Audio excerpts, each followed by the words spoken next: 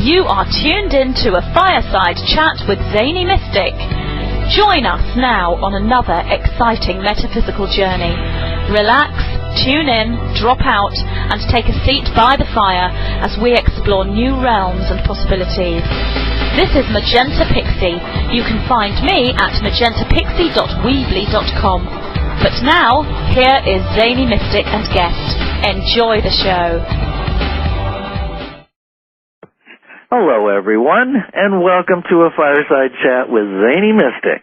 I'm your host, Lance White.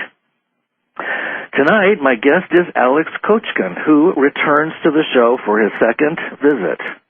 Since a very early age, ALEX has been aware of the vastness of consciousness and has been concerned with human evolution. This has also served to develop an ongoing interest in the natural and physical sciences. Since early 1989, he has been consciously devoted to the spiritual and physical transformation of the individual, humanity, and of the earth. And that's with a specific emphasis on the process that many are referring to as ascension at this time. To find out more about his present work, you can go to www.pfcn.com. So, let's welcome ALEX back to the show now. Hi, ALEX. How are you? It's net, not com. Thank you, Lance. It's good to hear from you. Oh, well, it's nice good to have you back. Yeah. Well, you know, there's been a lot that's been going on since we talked last, and I think one of the most prevalent memes out there is people are reporting multiple UFO sightings, and there was one in I think New York. People are seeing them all over the place, and that there's going to be disclosure. There's a lot of different information coming from just about everybody out there, and I thought maybe you could touch upon your thoughts on that, and then we might want to get into some other subjects. So maybe we could talk about that for a little bit. Yeah, I don't like to get too distracted by some of these things, but it ties in with the bigger picture in so many ways that it's probably a good departure point here. Mm-hmm. Sort of a disclaimer or disclosure, I guess, pardon the pun, is I certainly am aware of other beings, and that there's various different kinds, and the specifics of the who's and the what's and all of this, it starts sounding like some racial profile of humans on Earth is totally irrelevant, and these are all spurious claims that different people make, and there's absolutely, as far as I'm concerned, not much to substantiate. But I don't have a problem with this, so I want to make that clear, that is not a question. To me, the big issue or the big problem with this is what I see is to be a deliberate as well as automatic or prepared confusion or confounding of the notions of disclosure of what are obviously, at least to me and many others, secret government relations with secret other kinds of non-human, either terrestrial-based or non-terrestrially based entities. Mm-hmm, mm-hmm. And so, again, this is not a question or a concern of mine. More the matter is the confusion and confounding that has taken place over many, many years, and what a serious problem that this can result in, and why I think it's somewhat deliberate. So on one hand, there have been many people for many years very honestly and earnestly trying to deal with getting somebody to say, yes, they're real. And this isn't just made up. Mm-hmm. And that was, for the early period, most of the conversation. I'm not imagining things. I really did see things. There was phenomena, et cetera, et cetera. And, of course, in most cases, this was met with denial, even when it found its way on the pages of Look magazine or Life magazine, when those were the major picture news magazines for the U.S. And those of us that remember the advent of all of this can recall the the stories and pictures of something over the White House and Capitol grounds back in, I forget when, 50s or 60s. Yeah. Real photos, black and white, emulsion film, the whole 9 yards, and the Betty and Barney Hill stories and all of this stuff. Right. Now, so when many people initially were just trying to prove the point that they weren't crazy, and they were doing an early version of a Fox Mulder on the X-Files, that was very convenient to keep the momentum of that particular set of memes going all along. And then later, fast forward into more recent period, you have the various people addressing the strangeness of abduction phenomena. And so, and then even there, it would always be confused, is this really something non-human and alien from this world, or was this a military operation? Yeah, some secret shadow government stuff, et cetera, Yeah, or a combination of both.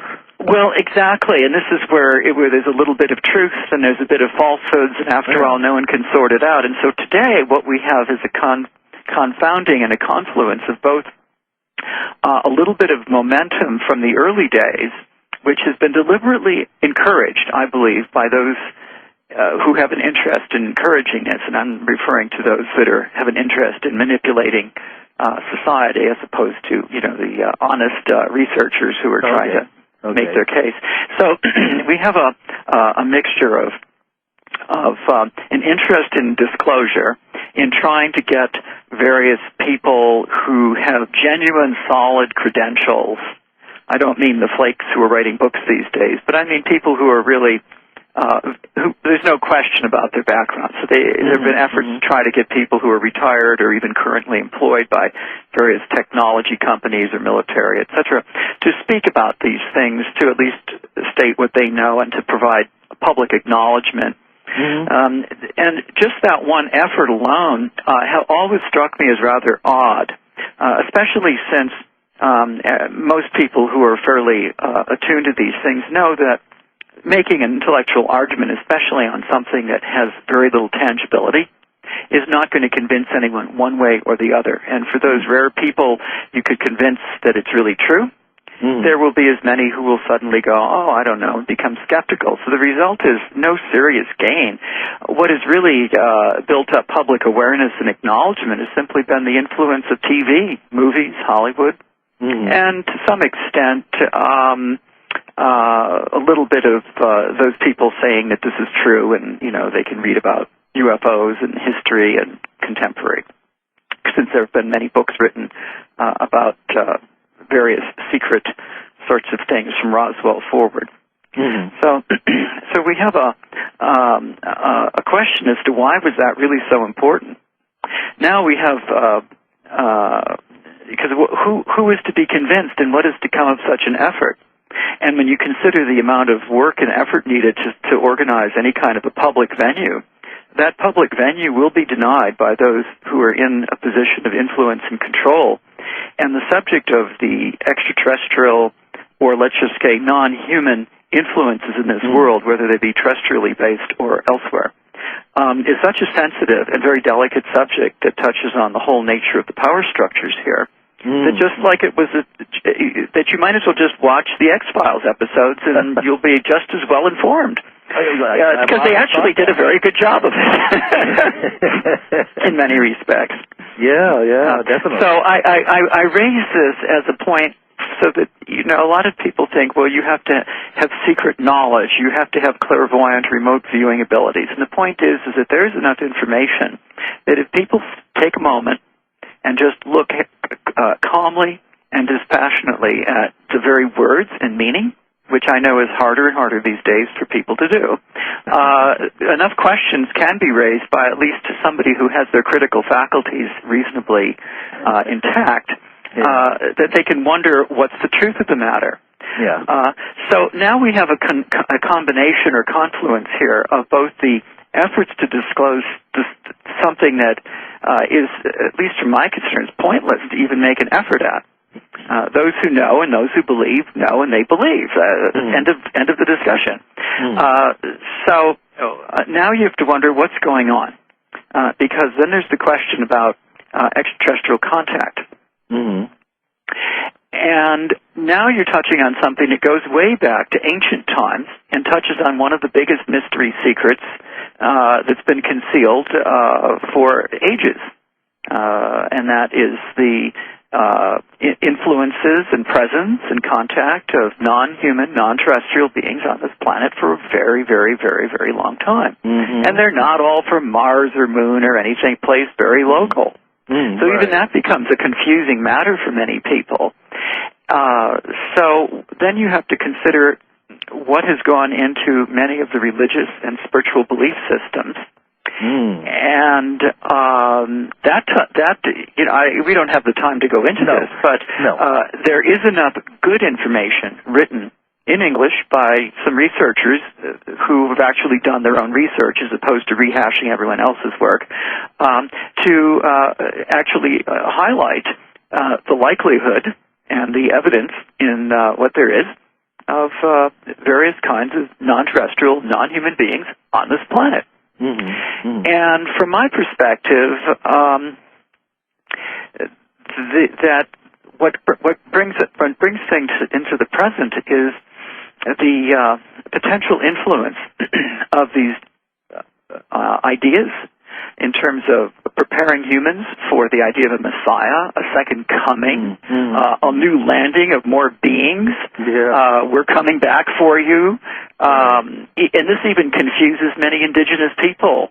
And then, of course, those that are not part of those cultures don't know the difference. So they think just because so-and-so, who obviously is an old and wrinkled member and venerated of a certain tribe in a certain part of the world, says it's true, it must be that they're full of spiritual wisdom. And for all anyone knows, they really have got it a little mixed up themselves. And perhaps what they're referring to is actually some of their, their early ancestors. And they're not really referring to all humans. Even that gets confused. And I know this firsthand from a number of sources. And so, I think the big question is, what is all this about? And then when we look at and so there's a question of disclosing something that is essentially common knowledge amongst all those people who acknowledge that, we're not alone. I've probably been here. I've actually seen weird stuff, or maybe I've had contact or know someone. We even included that in our national study several years ago. So what we have here is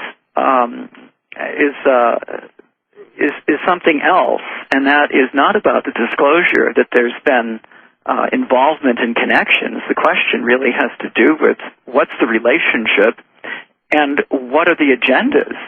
And as far as I'm concerned, those kinds of entities that have been buzzing in and out of here or hanging out in secret bases, whether they be operating in 3D or in some slightly higher dimensional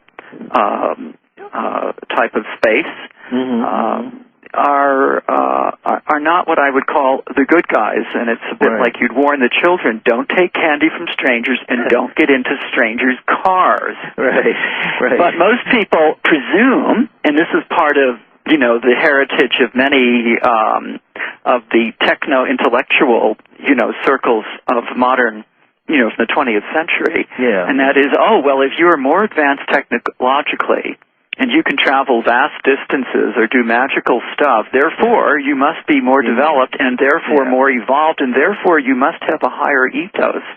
And of course, when you overlay the huge influence of that various very dark entities have had in creating what we now call today the New Age tendencies, starting back 100 years with Theosophy, and many other, by the way, tendencies that have other kinds of names to this day. It was to prepare people for the potential and possibility of coming under the direct control and more overt control of other kinds of entities. And meanwhile, all along, there have been invisibles, and they've been hinted at by many different types of seers and analysts, both. And I'm speaking now both of those with better, higher than ordinary seeing abilities, as well as those who have